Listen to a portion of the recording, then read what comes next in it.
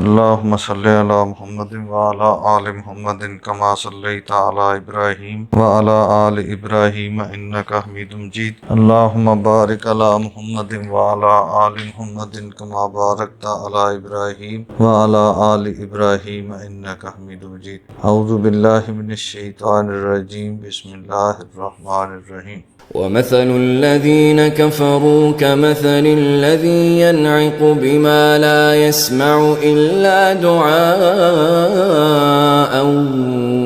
ونداء صم بكم عمي فهم لا يعقلون. يا أيها الذين آمنوا كلوا من طيبات ما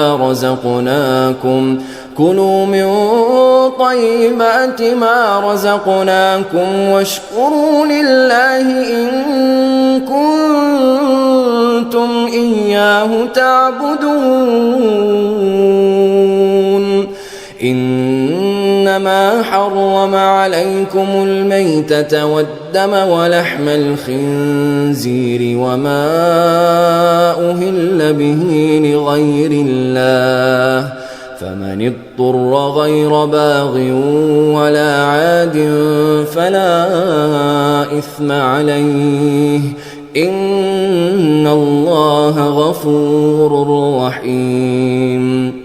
اس سے پچھلے سبق میں ہم نے پڑھا تھا وَإِذَا قِيلَ لَهُمُ اتَّبِعُوا مَا أَنزَلَ اللَّهُ، اور جب ان سے کہا جاتا ہے کہ اس دین کی پیروی کرو، اس پیغام کی پیروی کرو جو اللہ تعالیٰ نے نازل فرمایا. قالوا، کہتے ہیں بل نتبع ما الفینا علیہ آباءنا، تو کہتے ہیں کہ بلکہ ہم تو پیروی کریں گے اس بات کی، پیغام کی، اس دین کی جس پر ہم نے اپنے آباء و اجداد کو پایا. اولو کان آباؤہم لا یعقلون شیئا، کہ ایسا نہیں ہے کہ ان کے آباء و اجداد کسی چیز کی عقل نہیں رکھتے تھے، کسی بات کو سمجھتے نہیں تھے. ولا یہتدون، اور نہ ہی وہ ہدایت پر تھے، راہ ہدایت پر تھے ہی نہیں، تو یہ ان کی پیروی کر رہے ہیں جبکہ ہدایت کا پیغام ان کو مل رہا ہے. وَمَثَلُ الَّذِينَ كَفَرُوا، تو ایسے لوگوں کی مثال اللہ تعالیٰ نے بیان کی ہے جو اندھا دھند اپنے آباء و اجداد کے دین پہ چل رہے ہیں.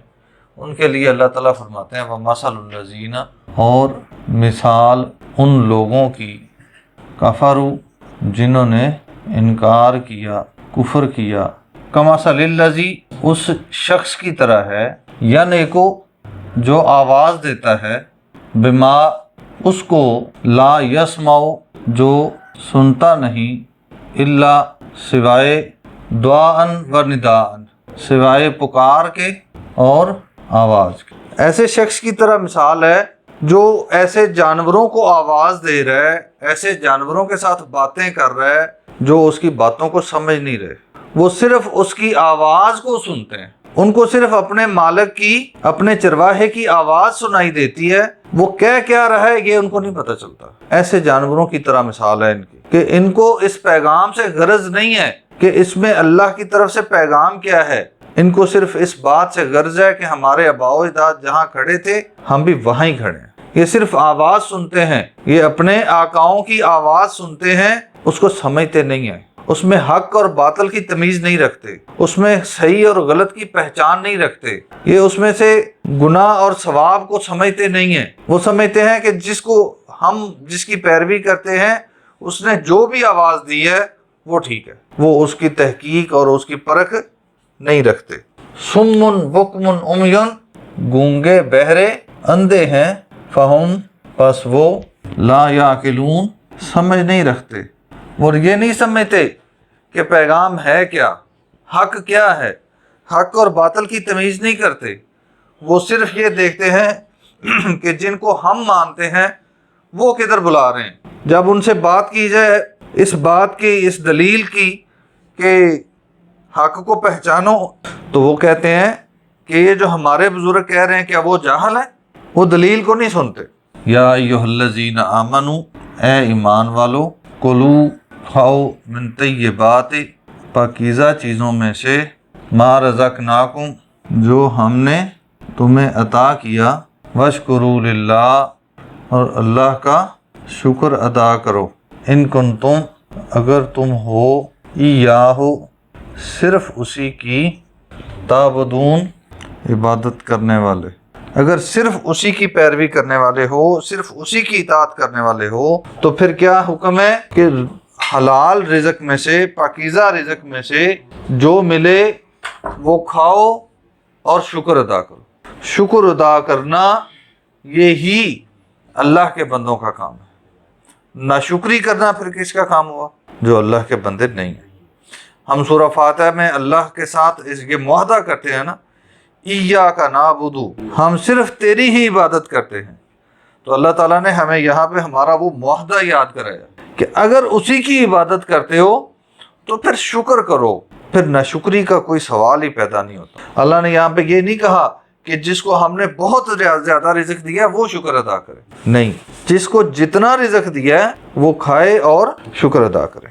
اللہ نے صرف ایک ہی شرط لگائی ہے یہاں پہ، طیبات، پاک ہو، جس کی ہم تمیز کرتے نہیں ہیں۔ ہمیں بس ملنا چاہیے جہاں سے ملتا ہے۔ انما، بے شک، حرما، اس نے حرام قرار دے دیا، علیکم، تم پر، المیتتا، مردار، وہ جانور جو ذبح کرنے سے پہلے فوت ہو جائے، والدما، اور خون، وہ خون جو ذبح کرتے وقت گلے سے بہتا ہے، ولحم الخنزیر، اور خنزیر یا سور کا گوشت، وما اہل بہ لغیر اللہ، اور جس چیز کو اہلا منسوب کر دیا جائے، مشہور کر دیا جائے۔ اہلا کا معنی کیا ہے؟ مشہور کرنا، منسوب کرنا۔ اہل بہ، جس چیز کو مشہور کر دیا جائے، لغیر اللہ، اللہ کے علاوہ کسی ذات کے نام پر، اللہ کے علاوہ کسی بھی ذات کے ساتھ منسوب جو چیز کر دی جائے، وما اہل بہ لغیر اللہ، کوئی بھی چیز جس کو آپ اللہ کے علاوہ کسی اور ذات کے ساتھ منسوب کرتے ہیں کہ یہ اس کے لیے ہے، اس کے نام پر ہے، وہ حرام ہے۔ فمن اضطر، پس جو کوئی مجبور ہو گیا یا مجبور کر دیا گیا، غیر باغن، وہ باغی نہ ہو، یعنی وہ اندرونی طور پہ اپنی سوچ کے اعتبار سے اس قانون سے بغاوت کرنے والا نہ ہو۔ ہاں، اس کو مجبور کر دیا جائے۔ مجبوری کسی بھی طرح کی ہو سکتی ہے۔ ایک مجبوری یہ بھی ہو سکتی ہے کہ کوئی وہ کسی دشمن، کسی غیر مسلم کے چنگل میں پھنس جائے اور وہ اس کو گن پوائنٹ پہ کہیں کھائے گا تو ٹھیک، نہیں تو مار دیں گے، یہ مجبوری ہے۔ ایک مجبوری یہ ہے کہ وہ مر رہا ہے، اب اس کے پاس کھانے کے لیے اس کے علاوہ کچھ ہے نہیں، تو اس صورت میں بھی وہ اسی زمرے میں آئے گا۔ غیر باغن ولا عادن، وہ باغی نہ ہو، حکم سے رو گردانی کرنے والا نہ ہو، نیت یہ نہ ہو کہ مزہ آ رہا ہے تو کھا لیں، ولا عادن، اور نہ عادی ہو، اس ایسے چیزوں کو کھانے کا عادی نہ ہو، صرف جان بچا رہا ہو، فلا اسم علیہ، پس اس پر کوئی گناہ نہیں ہے۔ تو اس صورت میں اگر کوئی کھا لے گا تو ان اللہ، بے شک اللہ تعالی، غفور، بخشنے والا ہے، رحیم، رحم کرنے والا ہے۔ اللہ تعالیٰ سمجھنے اور عمل کرنے کی توفیق عطا فرمائے۔